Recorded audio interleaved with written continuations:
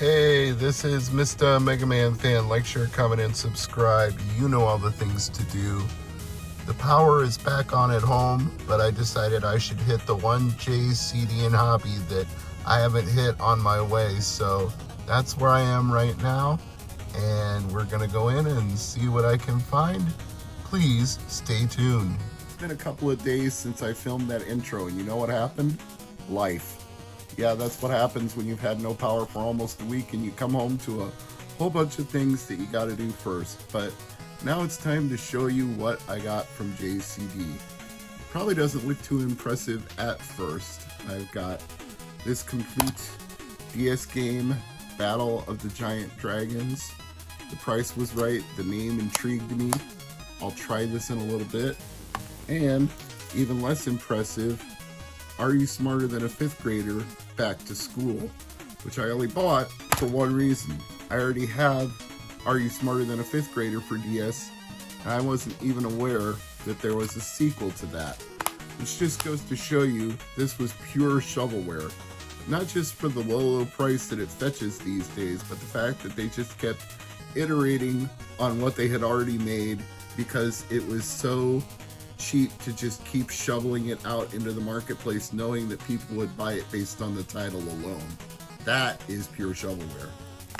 So the real steal of the deal is the instruction manuals. They had a big box that said priced as marked. Some of these are in better condition than others, but they're all better than getting them off of eBay. And in fact, I can give you a very specific example of that when I get to the end, because there was one that had no price on it, even though they said priced as marked. So I went to the counter and I said, hey, what are you going to charge for this? There's no price on it. And the clerk, I'm not outing him by name, I'm just saying this is what they did, looked up recent sales on eBay and then told me $8.99.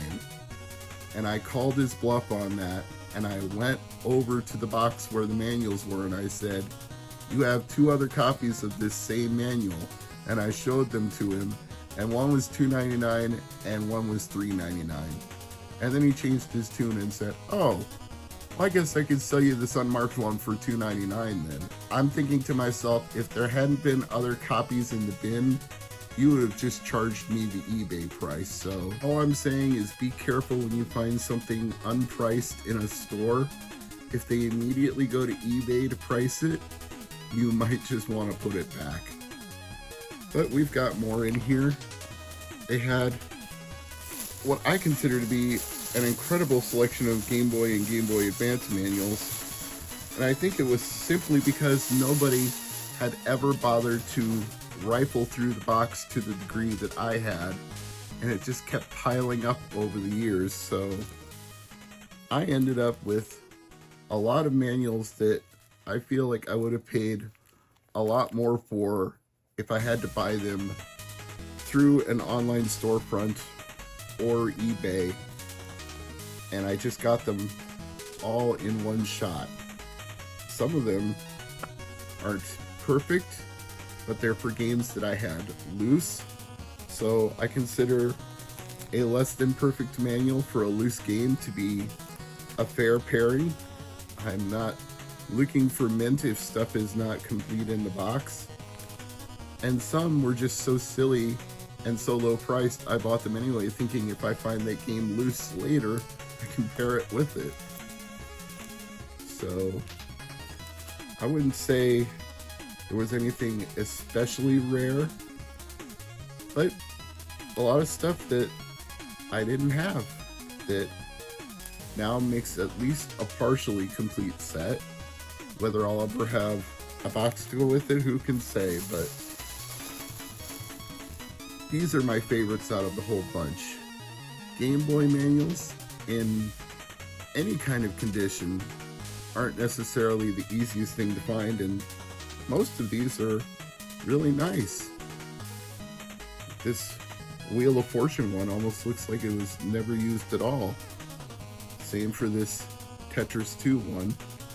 The Street Fighter 2 one was probably the most expensive out of the bunch, but I consider it worth it.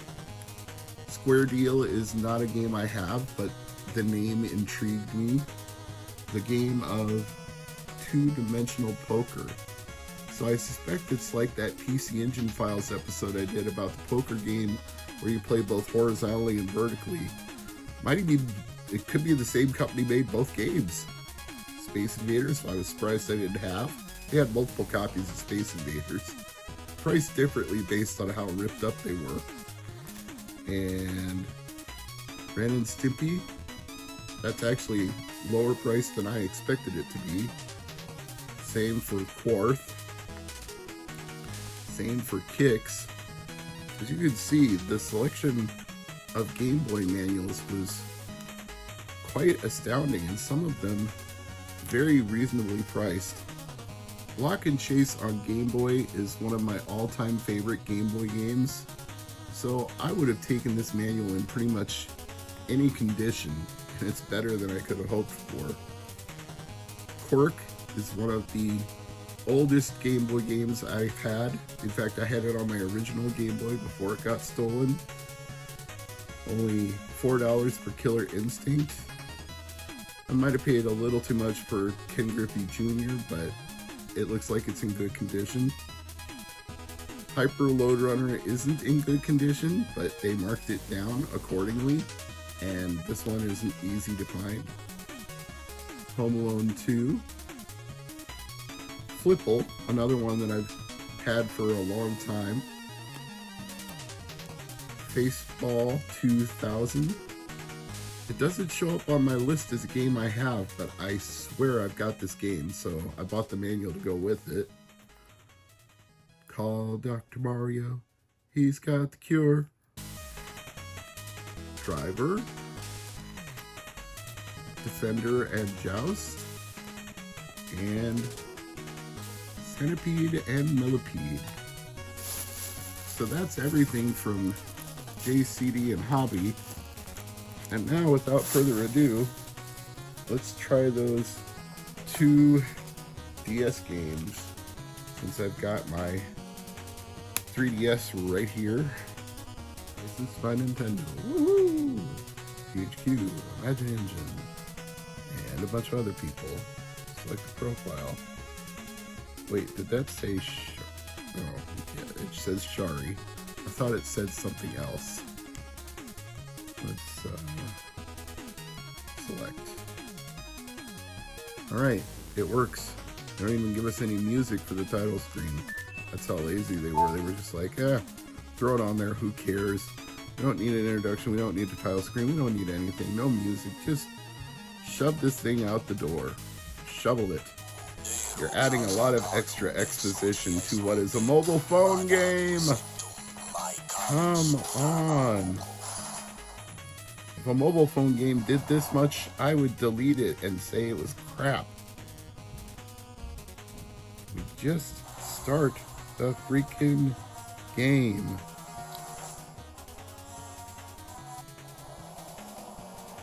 Tamabuku? Timbuktu? I don't care.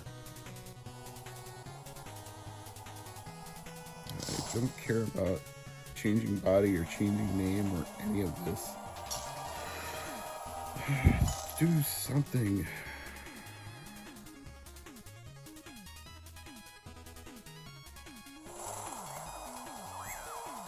Okay, it's not actually match 3. It appears to be an adventure of some kind. But I can't move with the analog controller or the D-pad. I literally have to click where I want my dragon to move. That is obnoxious. That tells me it's derived from a phone game because there are only touch controls. Alright, well, this is Mr. MegaManFan. Like, share, comment, and subscribe, and thank you for watching.